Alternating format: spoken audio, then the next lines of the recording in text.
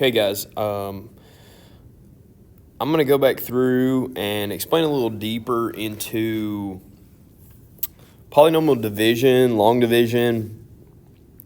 I'm even going to show synthetic division again and just give you guys some insight on that. So I'm going to use problem 54 here to do this, but I'm going to explain a little more in detail, and hopefully I can help you out with that. So starting off with just this numerator here, this x squared. So we're going to start off with this x squared plus 6x plus 9 quadratic trinomial. And so what we know how to do right now is we know how to factor this. So in order to find the zeros, so we know we have a parabola, right? And we should know that it's facing upward. So usually when you have a parabola, you have something like this, and we set it equal to 0, and we find these x-intercepts, okay? So right now, the way we know how to do that is graph it or factor it, right? So I'm going to show you, again, I'm going to factor this. So again, there's a bunch of different ways to factor out there. You're seeing a lot of things now. I think, but when you get into that, when you get into factoring, this is going to be x, what makes x squared? X and x, right? What makes 9? We got 9 and 1 and 3 and 3, but they have to add. They have to add to 6, right? And so it has to be 3 and 3 here. Well, so those are considered your two factors, right? So that's a factor, that's a factor. And then to solve, obviously, we would set those, equal to 0, and we would go from there to get our two zeros, which they're the same in this case. So the parabola would actually just touch, at -3, it would just touch it once, right? It's considered a double root. But I want to show you, what this polynomial division is about. So say we just knew one factor, right? So say, hey, coach, we don't know this one. We only know the one factor there. So what we would do then is go, well, how do I find the other one? I would divide it, right? So the same way we would go from this back, right, is we would multiply right back. We're going to divide out to get this other missing factor, okay? And so how we do that is polynomial division, right? So we take the original factor and we divide it into our polynomial, okay? And so anytime you're doing this, anytime you're doing polynomial division, you need to say what times the first term. So I'm going to say whatever I need to put here times x is going to give me that first term. So for us, x times what? X times what is going to get me x squared? Okay, well, x is. Okay, so I'm going to get x, right? And then what I'm going to do is I'm going to distribute this to both terms. So I'm going to say x times x. Well, that's x squared. Okay, and then I'm going to say, okay, x times 3. Well, that's 3x. Okay, and then you're subtracting. So just like you would in any division, you're subtracting here. But because, people have a tendency to lose signs, and when this gets long and there's more than two terms there, that people just tend to lose signs. So what I actually do is go, hey, I'm just going to change the signs, right? So I'm going to distribute that negative, and then I'm going to add. Right, and so I know x squared minus x squared should give me 0, so these should cancel, right, and I should get 0. Okay, and then I'm going to go to the second term, and I'm going to say 6x minus 3x is 3x, and I'm going to bring the next term down. Oops, sorry. So now, same process, right? I need x times what to get 3x. Okay, so I need a 3, right? So then I distribute the 3. So 3 times x is 3x. 3 times 9, or 3 times 3 is 9. Okay, again, we're subtracting. So what do? I change the signs and I add down, right?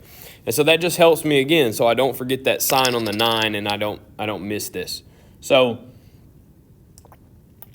when I'm adding now, 3 and 3 minus 3 gives me 0. 9 minus 9 gives me 0. So this actually has no remainder. It works out perfect. So you can now see that this is the other factor that we've already determined, right? We already established this, okay? And so you're like, Coach, man, that's great, all right, but I already factored it. That's so much easier than this polynomial division. Yes, it is, but there's going to be a time where you're not going to be able to factor it, and there's also going to be times where you have a remainder. So let's look at this actual problem here, and let's divide this by x minus 2 and see what happens when we have a remainder. Okay, so I'll leave this here so you have some reference points. So we're going to divide by x minus 2, and we're going to divide that into x squared plus 6x plus 9. So again, first step, x has to go into x squared, so I need an x. X times x is x squared. X times negative 2 is negative 2x. So again, change my signs, add down. These cancel. 6 plus 2 now gives me 8x. Bring down your 9. Okay, and now I'm going, what times x gives me 8x? Well, 8. Now distribute. 8 times x is 8x. 8 times negative 2 is negative 16. I'll change my signs. I'll add down. Okay, 8x minus 8x is 0. 9 plus 16 is 25. Now, if I was still going, x can't go into 25. There's no way I can make x 25. So this is my remainder. Okay, so I kind of said, in class to students that if I was dividing 7 into 22, right, they all said, well, Coach, 3, correct? 3 times 7 is 21. Coach, I would have 1 left over, but 7 won't go into 1, so that is my remainder. And I said, okay, well, how would you write that? Well, it's 1 divided by 7, which is what I was dividing by. So the same thing in polynomial division, I take 25, and I will write it plus 25 divided by what I was dividing by, x minus 2. And so you now can see, if you look over here, that's what they were saying. Show that the division of x squared plus 6x plus 9 divided by x minus 2 equals x plus 8 plus 25 over x minus 2, which it does. We proved that. Okay? So that's long division, polynomial division. But I'm also going to show you synthetic, because where are we going? Like, Coach, why do I need this? Well, number one, there's a remainder, so that's why you need it. Number two is, yes, we can factor quadratics, but eventually we're going to have polynomials that are x to the 5th plus 4, x to the 3rd plus 7, x squared plus, 2x plus 10 equals 0, and we're going to have to find the zeros for that. And so in order to do that, we have to be able to take possible factors, which we'll learn soon, and then we divide it to see if it actually works or not. So let's look at synthetic, just because it's going to be quicker, okay? And sometimes we need speed when it comes to solving those. So let's use the same one here that we just used, and let's do synthetic division. So, what is synthetic? Like, I always tell people, like, synthetic in the real world, synthetic's something fake. It kind of works, but maybe not always. So what synthetic division does is it takes the actual solution. So if you look at these problems, like, again, when I would have set x minus 2 equal to 0, the actual solution, right, would have been 2. So I'm going to take the solution, and that's what I'm using to divide. Okay, well, that's easy when it's, x plus or minus a number. It's a binomial, and it's x plus, plus 3. That's easy to go, Coach. My solution is -3.